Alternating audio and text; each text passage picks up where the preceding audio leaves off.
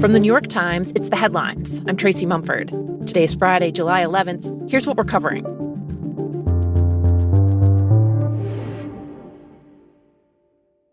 A new investigation from The Times, just out this morning, traces how Israeli Prime Minister Benjamin Netanyahu has prolonged the war in Gaza to stay in power. We talked to more than 110 officials in Israel, the US, across the Arab world. We got a hold of meeting notes, war plans, messages between officials. And overall, we found a pattern of behavior that shows how, even as Netanyahu has maintained that he's prioritizing Israel's national interest, what he has also often done at key moments is to prioritize his own political standing. Patrick Kingsley is the Times Jerusalem bureau chief.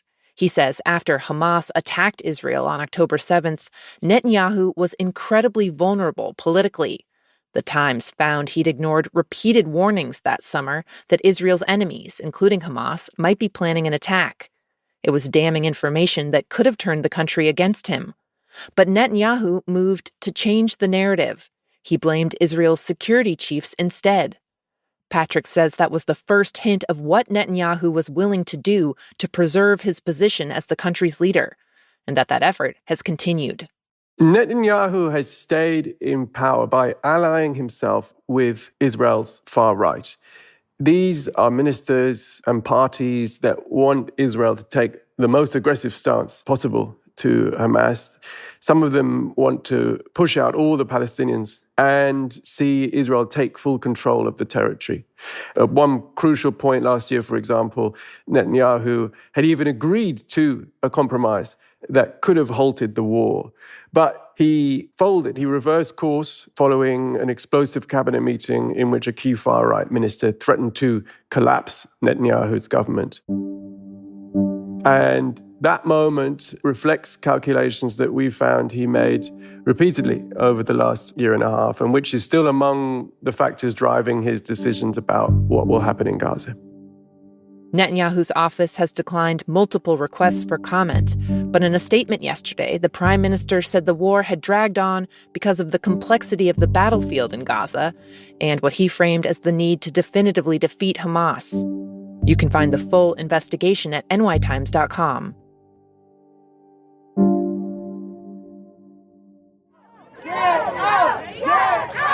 In California, tensions are escalating around President Trump's drastic crackdown on undocumented immigrants.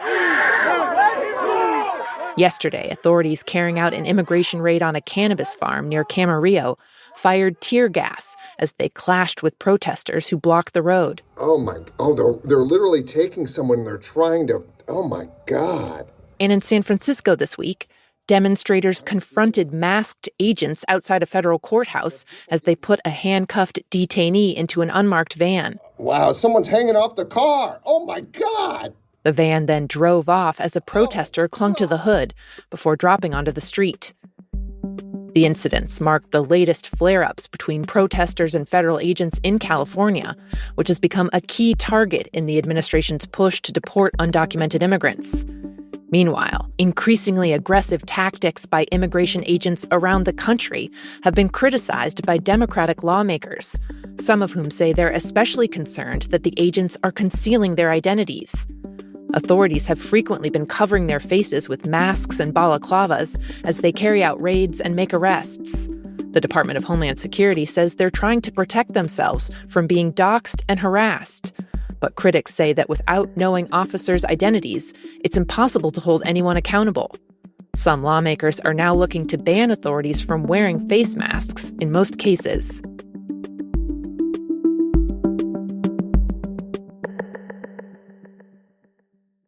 Now, 3 quick updates from Washington. The Times has learned that at the FBI, the agency has significantly stepped up its use of polygraph tests on its own agents. The lie detection screenings are widely used at national security agencies for things like background checks, but the FBI has been increasingly using them to test for loyalty and to try to root out anyone who may have spoken to the media. Multiple senior officials have been asked during screenings if they've ever said anything negative about FBI Director Kash Patel. Former Bureau officials told The Times the aggressive new use of polygraphs is politically charged and highly inappropriate, with one saying, quote, "An FBI employee's loyalty is to the Constitution, not to the director." The FBI declined to comment. Also, the Justice Department is demanding confidential patient information from more than 20 doctors and hospitals that provide gender-related treatment to minors. It's not immediately clear which hospitals and doctors they've targeted with subpoenas, or if the providers will release any information. But the move underscores the coordinated effort between the White House and federal law enforcement to roll back transgender medical care. At least 2 hospitals in LA and Pittsburgh have recently shut down their youth gender clinics altogether, citing pressure from the administration. And what keeps you up at night? I would say the state of our democracy. At a public speaking event yesterday, Supreme Court Justice Ketanji Brown Jackson made brief but striking comments about how she sees the U.S. right now. I am really very interested in getting people to focus and to invest and to pay attention to what is happening in our country and in our government. During the court's most recent term, the liberal justice wrote an unusually large number of opinions that included sharp criticism of her conservative colleagues' rulings. She's claimed that the court placed its thumb on the scale in favor of President Trump and that it's endangered American democracy. One law professor told The Times that in Jackson's written opinions, she appeared to be trying to sound a public alarm about how the court's been ruling, saying, quote, "She's breaking the fourth wall, speaking beyond the court."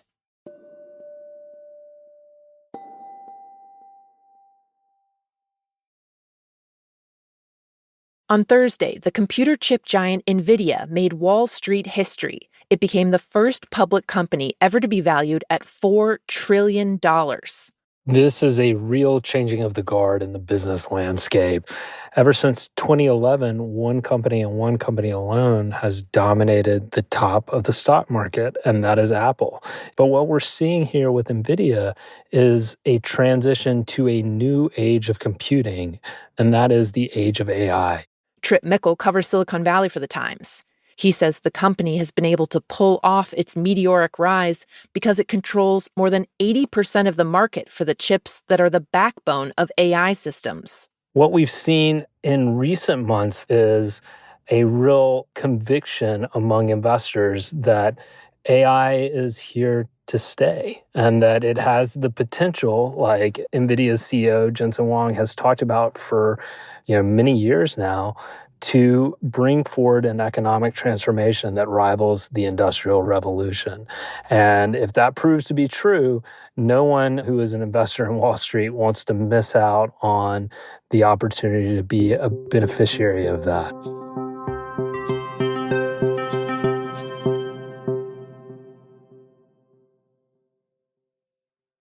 And finally, the Sonoran desert toad used to be able to just go about its business in the wilds of Mexico, hopping around, eating bugs, living its best toad life, until about a decade ago.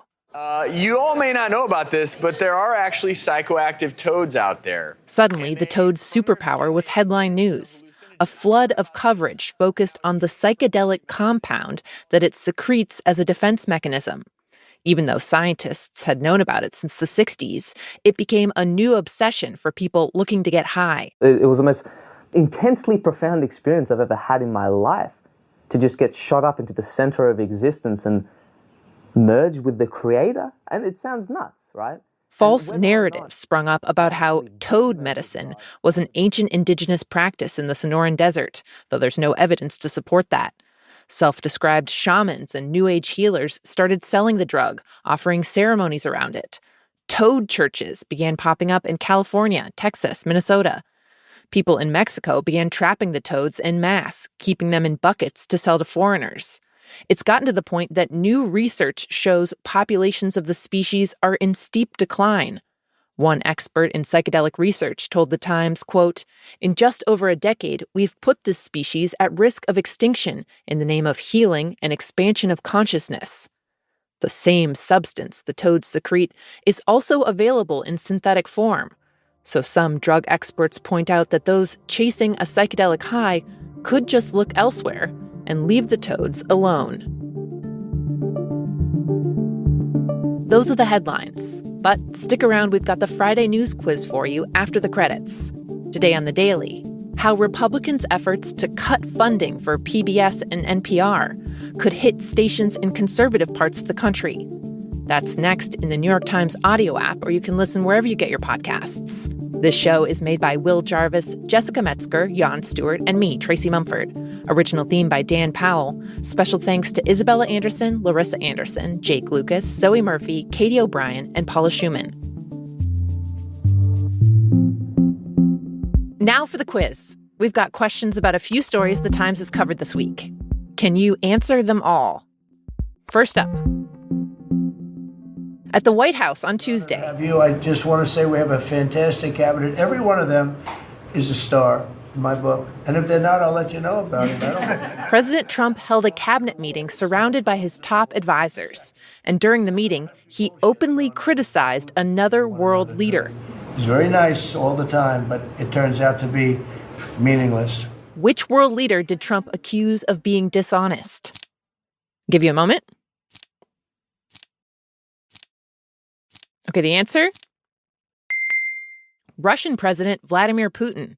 This was a notable turnaround from how Trump has talked about the Russian leader in the past, when he's called him pretty smart. But Trump has been getting increasingly frustrated with Putin lately for not going along with Trump's calls for a ceasefire in Ukraine. Also at the meeting, and I picked it all myself. I'm very proud of it. Just going to sneak a bonus question in here. Trump found time for it, so we will too. The president spent more than 10 minutes talking about White House decor and where he picked up some of the items. So as president, you have the power.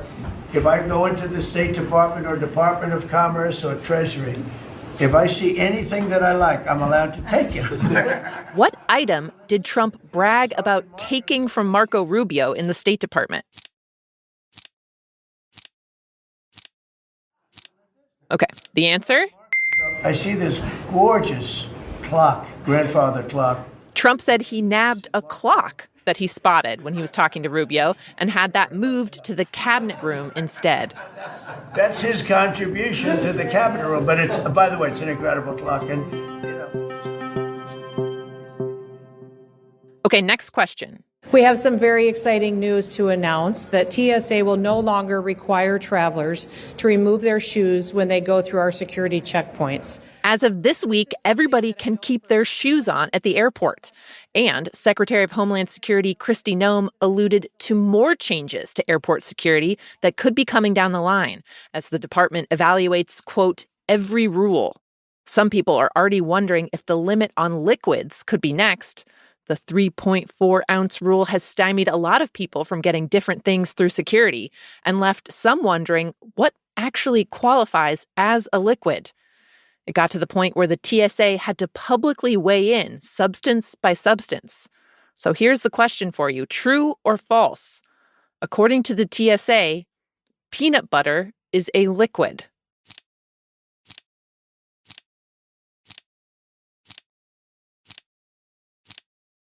The answer? True. Peanut butter is officially considered a liquid because the TSA said it's spreadable. Quote, if you can spill it, spray it, spread it, pump it, or pour it, it's a liquid. And last question. It's a bird. Hey, buddy. It's a plane. Eyes up here. It is another superhero reboot. The Adventures of Superman. The latest iteration of Superman is now in theaters. For almost 100 years now, the comic book hero has been featured in radio specials, TV shows, movies. He's been played by everyone from Christopher Reeve to Channing Tatum in a little tiny cameo. But there is one famous actor who was supposed to take the main role in a Superman movie. I like it. I'm starting to get attached to this length. What do you think, too? The movie had a title, a director, a big budget. The actor, you're hearing him now, even got as far as trying on a custom-made Superman suit before the project got canceled. Yeah, I mean, you were saying it'll feel a little looser the more I wear it. Yeah. Who was that actor? This is great. Look at that. The answer? It's Nicolas Cage. Project was called Superman Lives, and it got scrapped before filming started. It was going to be directed by Tim Burton, so it would have had a certain vibe.